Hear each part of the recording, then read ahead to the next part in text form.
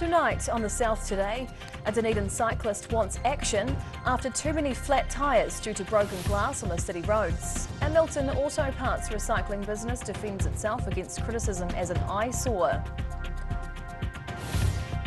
And a remote North Otago school celebrates the opening of a significant redevelopment.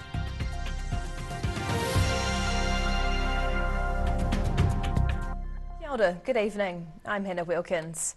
A Dunedin cyclist who regularly commutes to work is frustrated after getting regular punctures from glass and nails on the roads.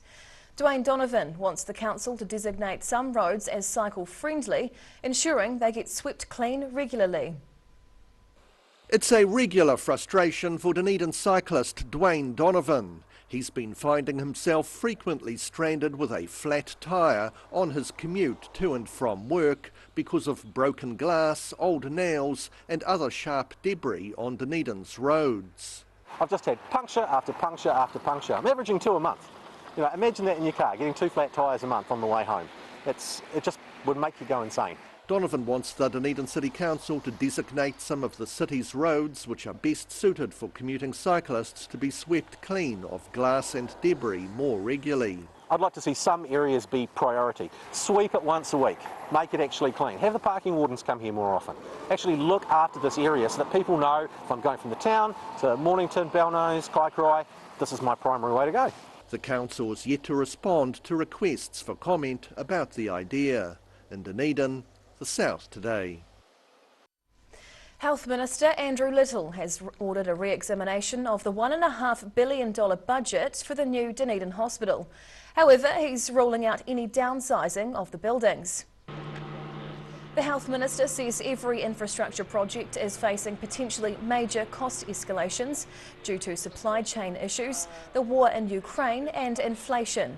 He has asked for the hospital budget to be looked at, while insisting the government isn't planning to make the 91,000 square metre development any smaller. However, he wants project leaders to look at ways of mitigating cost increases, which may affect which materials are used to construct the building, especially the exterior. A Milton businessman is fed up with people calling his recycling business an eyesore. Kiwi Auto Parts opened in 2019, but its growing collection of car bodies is grinding the gears of some local residents. This industrial-zoned auto wreckers yard in Milton has been attracting complaints since it opened in 2019. It was also the site of a suspected arson 2 years ago. Kiwi Auto Parts owner Bill Baraksai is sick of people complaining about his legitimate and professionally run business. We totally comply with all the environmental rules and regulations out there.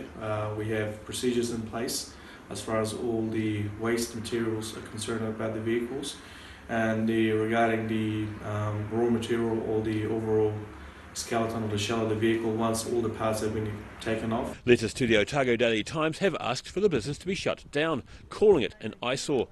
But Baraksai says he's given local people employment, some of whom hadn't worked for a decade before he gave them a job. Because we employ about 7 people over here, and 4 of whom are actually locals from Milton, some of them who haven't had a job for the last 10 years. And they're on a full-time contract here with us, and they're providing food on the table for their family. Some of them have got mortgages and they've got bills to pay.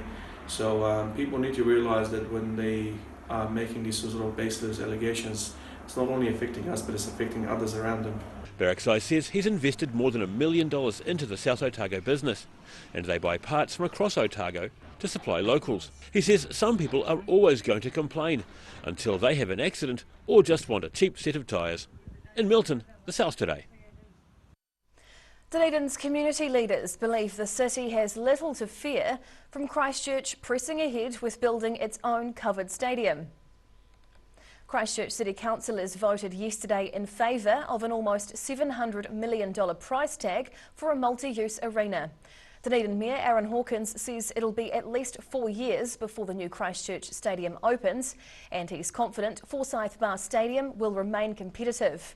Business South CEO Mike Collins believes Dunedin's stadium will continue to attract and host events alongside the Canterbury Stadium. And Terry Davies, CEO of Dunedin Venues Management, says the new stadium will be just another player in the market. A special Nano Fest is keeping young Dunedin people occupied over the school holidays with a range of science-based activities at the Meridian Mall.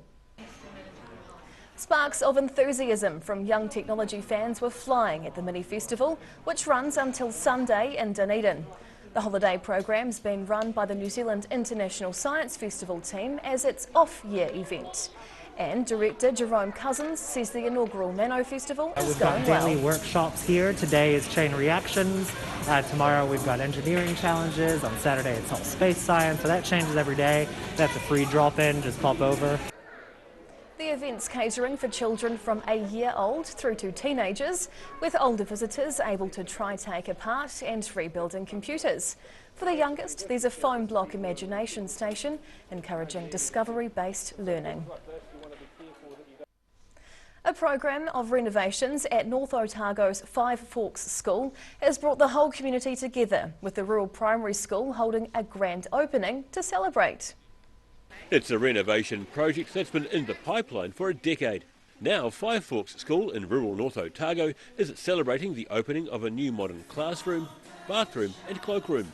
School tamariki sung the national anthem in all three of Aotearoa New Zealand's official languages: English, Te Reo Māori and New Zealand Sign Language. Waitaki Mayor Gary Kirscher was among the guests, hailing the project as a bright part of a dismal day. Well done to everyone involved in making this happen, to the board, the parents, staff, pupils and the construction team for all that they've done. So good job. The new classroom has sliding doors opening onto a covered deck, which allows for an innovative indoor-outdoor learning space, weather permitting. Five Forks Principal Belinda Brosnan is pleased to have the $350,000 multi-purpose space open. So I feel very humbled and privileged to be able to stand here as Principal of Five Forks School today and welcome you all here to our new renovated space. Parents and community members also attended the opening, with the school's pupils singing tunes by Kiwi artists Dave Dobbin and 660. Jason McGregor and Liam from Greens did a really good job. They persevered under trying conditions. The number of pupils attending the country school inland from Oamaru is growing. It had 34 pupils in 2018 and has risen to 52 young attendees this year. In Five Forks, the South Today. Whai Akane, still to come on the South Today. We meet some budding young environmentalists hoping to make a difference in their community. And the small colourful bricks that bring joy to many are taking over Christchurch.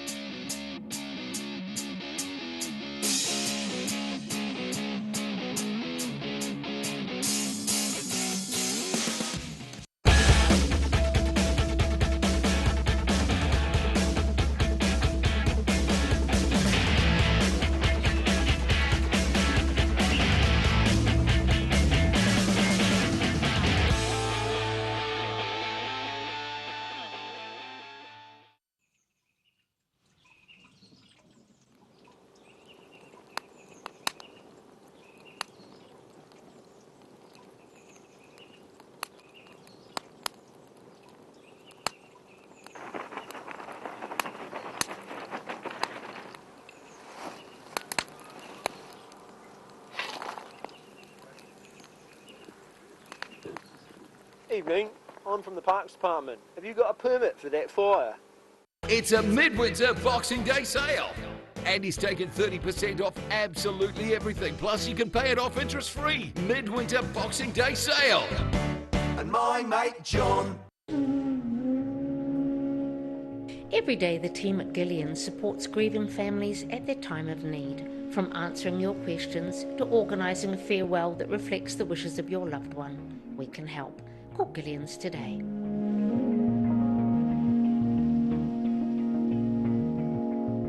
Hi, we're Age Concern Otago. Age Concern Otago hosts a multitude of social activities, including indoor walks.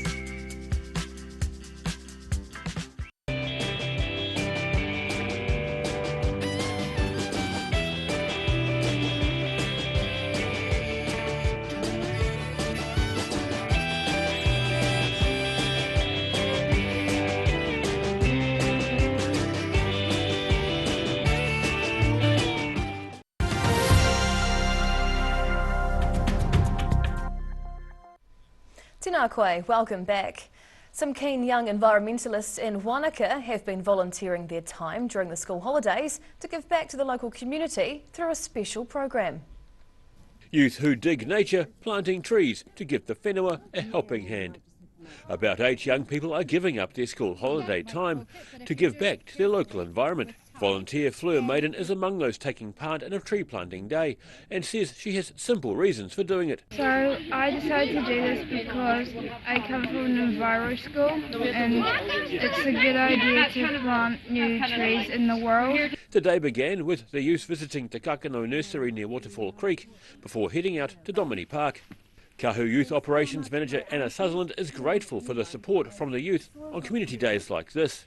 Te Kakano Aotearoa Trust says recycled wool and former cancer drug packaging is used as weed mats to protect the flora's roots. And when each young tree is in the ground, it's then protected with a wire fence.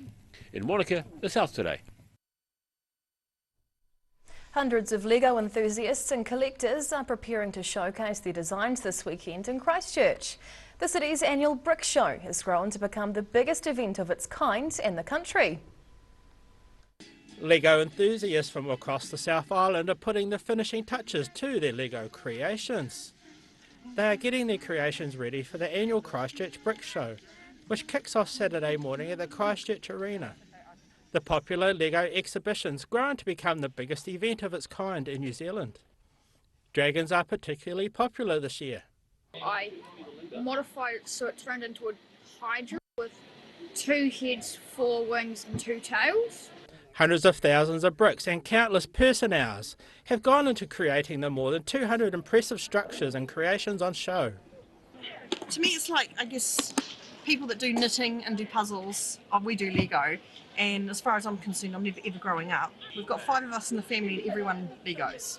More than 200 enthusiasts and collectors of all ages will be showing off their designs, collections and contraptions. I'm just getting it all set up, but it'll be all systems go tomorrow. Get down here. The 2-day Christchurch Brick Show runs over the whole weekend. In Christchurch, the South Today. And now recapping tonight's top stories on the South Today.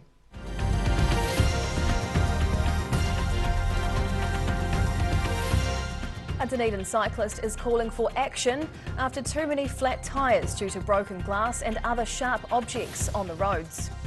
A Milton auto parts recycling business is defending itself against criticism that the site's an eyesore, the owner saying complaints are unfounded. And a remote North Otago school has celebrated the opening of a significant redevelopment following a $350,000 makeover.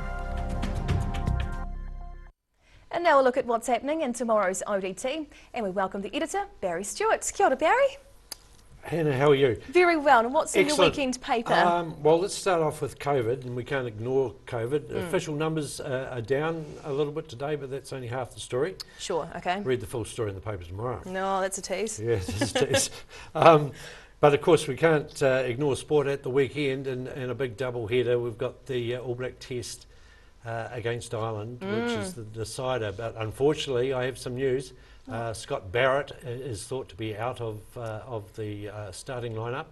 Right. So he was at flanker, so that's a bit of a setback. Yeah. So that news has just been announced. Closer to home, Yes. we have the Dunedin Premier Club Rugby final between Tyree and Southern, and of course that match is going to be played at the stadium, which is good for that to showcase that event.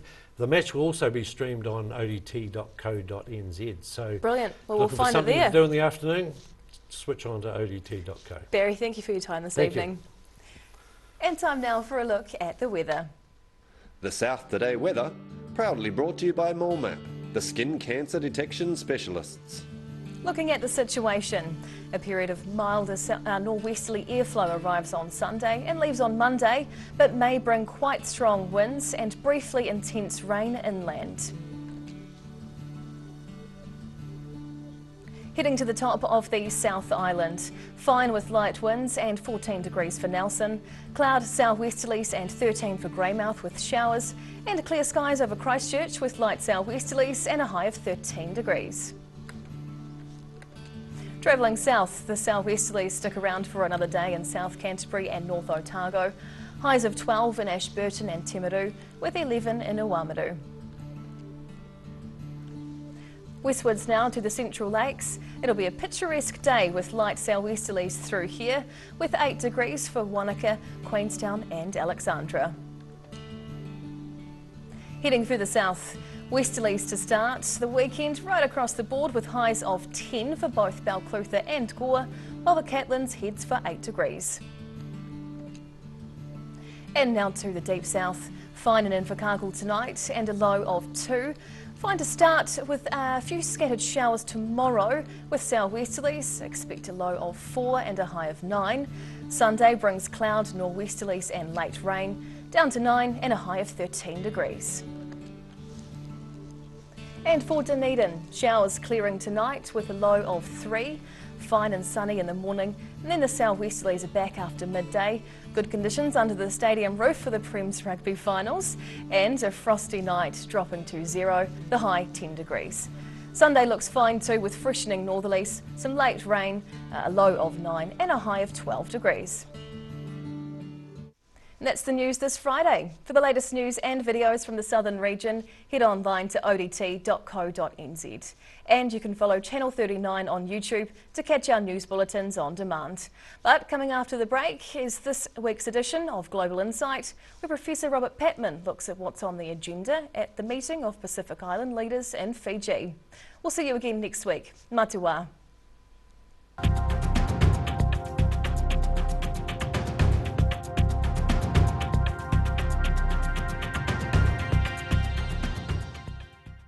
Public interest journalism funded through New Zealand On Air.